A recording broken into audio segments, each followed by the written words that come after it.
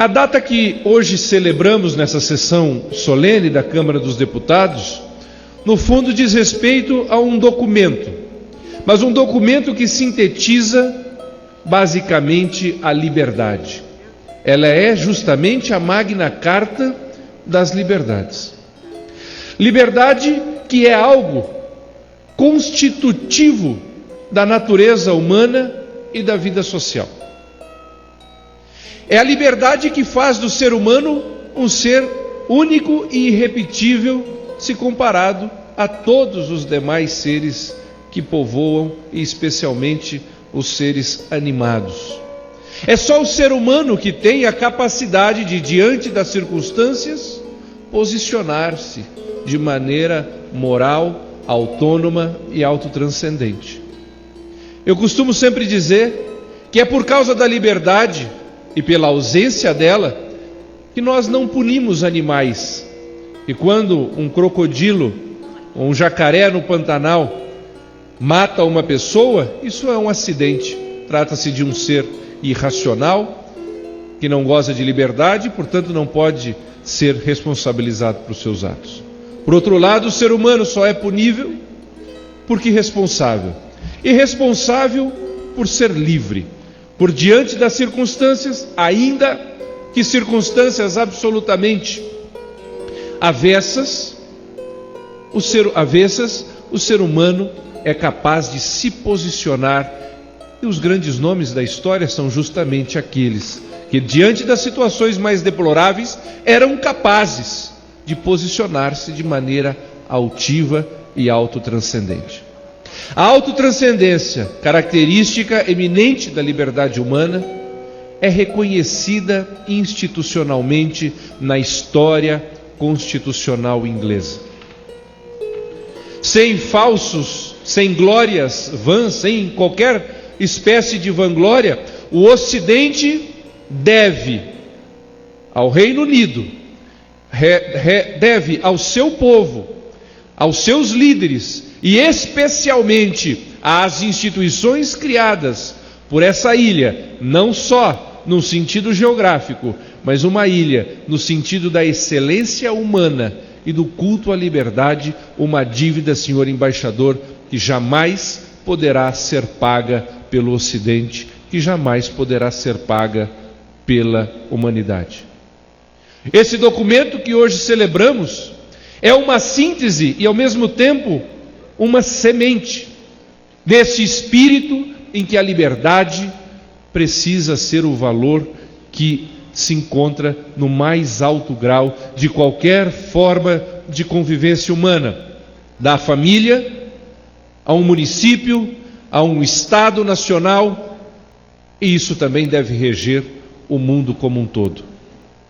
Na Magna Carta se consolida uma concepção de que, primeiro, a natureza humana, não obstante capaz dos mais grandiosos feitos, também é capaz das mais horrorosas limitações à dignidade da pessoa humana. E que para que isso se evite,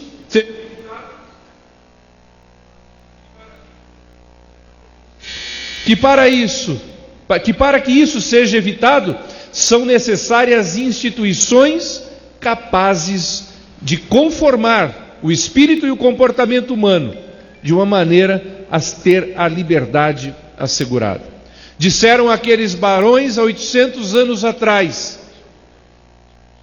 na prática, uma frase de um outro inglês, Lord Acton, que dizia que o poder tende a corromper e que o poder absoluto corrompe de maneira absoluta.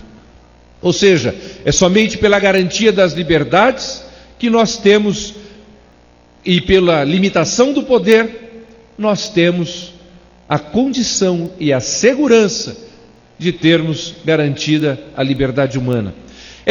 Como dizia, essa liberdade não pode ser garantida sem um caminho institucional, sem instituições que, bem organizadas sob o ponto de vista da racionalidade, conduzam o espírito humano, ao mesmo tempo capaz, repito, de eventos gloriosos, mas também de danos enormes, a um caminho correto.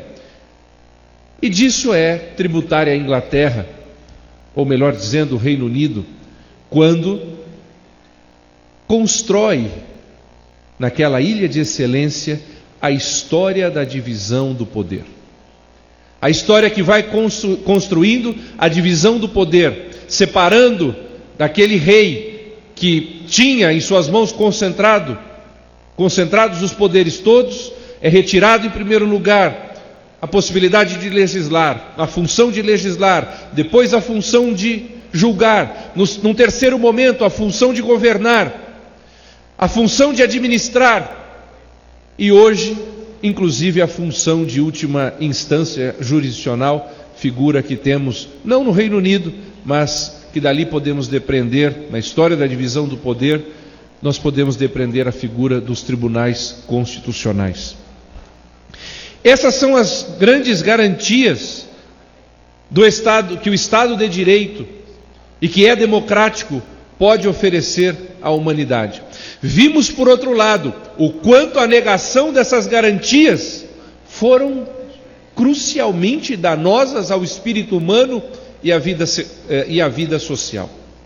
Refiro-me de maneira especial aos eventos totalitários que o século XX, já imaginando-se de toda superada a obscuridade da humanidade, depois das luzes, vemos que no século XX os regimes totalitários ressurgem de uma maneira abrupta, de uma maneira brutal, de uma maneira constrangedora. Ali, senhor embaixador, estava de novo o Reino Unido, a combater pelo menos por 3 anos, quase que sozinho, nos perdoem os nossos amigos norte-americanos, mas de 39 a 42, foram os ingleses que mais uma vez emprestaram a sua vida, emprestaram o seu país, emprestaram o melhor de suas instituições, o melhor das suas tropas.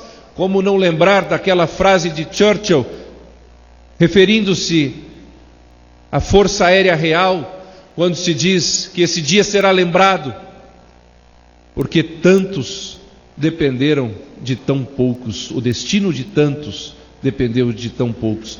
Se a liberdade nasceu há 800, nasceu não, mas de certa forma, se a liberdade se consolida institucionalmente há 800 anos atrás na Magna Carta, a liberdade de que hoje gozamos, senhores parlamentares, senhoras e senhores que abrilhantam esse evento.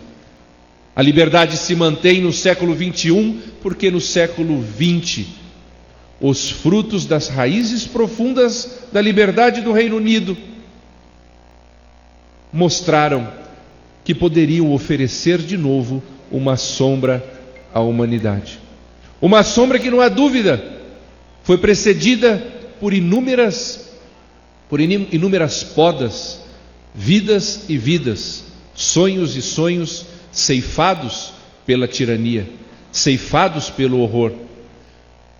Mas essas foices da tirania jamais serão capazes de podar as flores da esperança.